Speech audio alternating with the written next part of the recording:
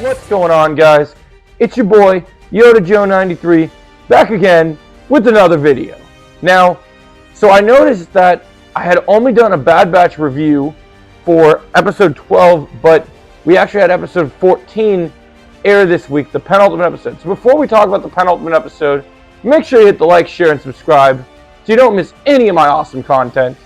And of course, turn on those notifications so you never miss another video, so you never miss the time when I post a video or stream.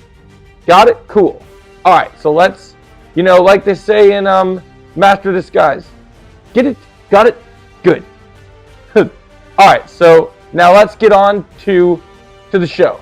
So, in episode 13 of Bad Batch, we saw what people considered to be a filler episode with Omega kind of seeing, getting to know these children after she had been brought to Tantus and, taken to the vault and learned where all the children were because they're experimenting on her.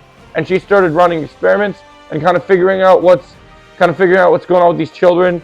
And then we had our batch, after the last two episodes, we had them find out where Rampart was. He's been sporting a beard and, we saw what was catching up with him last week.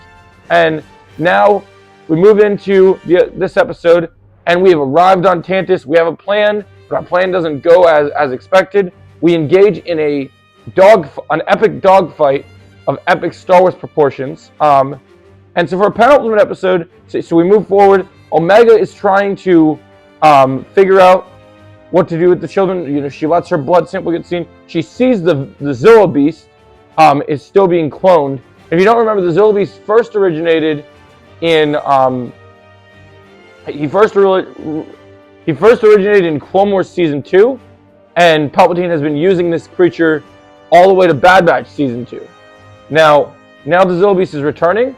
I think this is going to mean big stakes for the finale, but we'll talk about what my predictions are for the finale after we get here. So then we're progressing through the episode.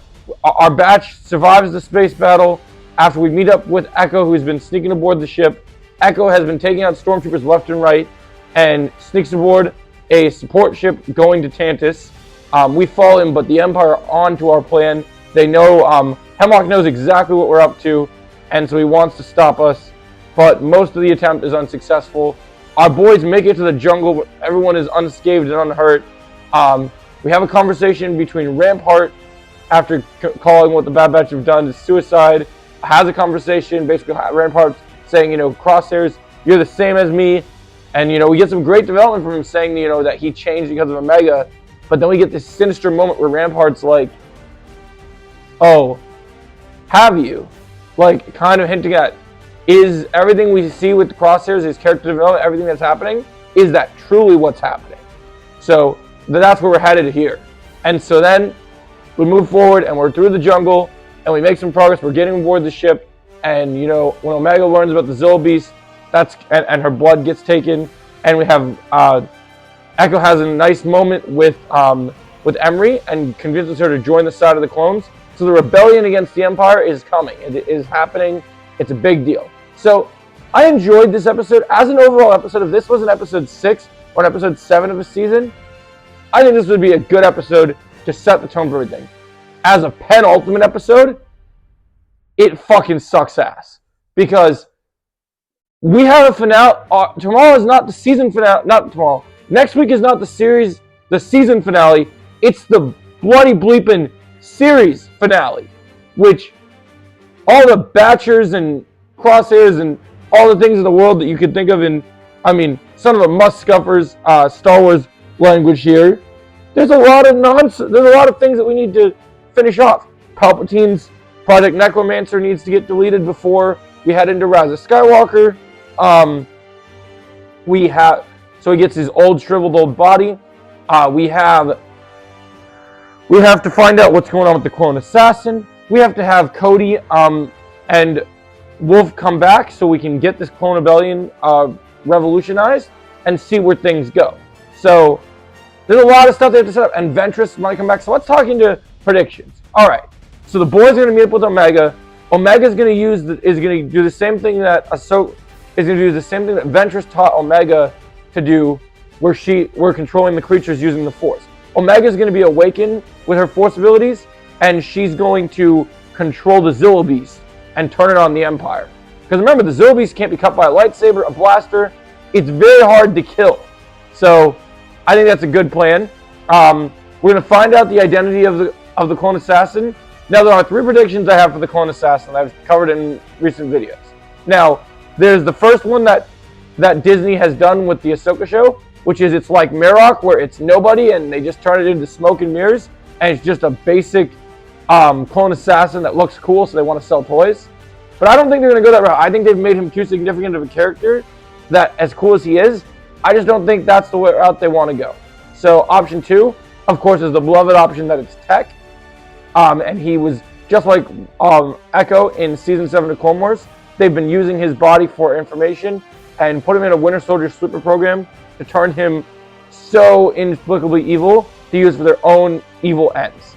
And then, of course, option 2, or option 3 of this choice is he's Commander Cody. They said Commander Cody, Rampart says Commander Cody went AWOL before Rampart was taken to an Imperial camp. You know, all that changed. Maybe he didn't have information where he went, and Cody went into the sleeper program and was successfully turned into the Star Wars version of the Winter Soldier.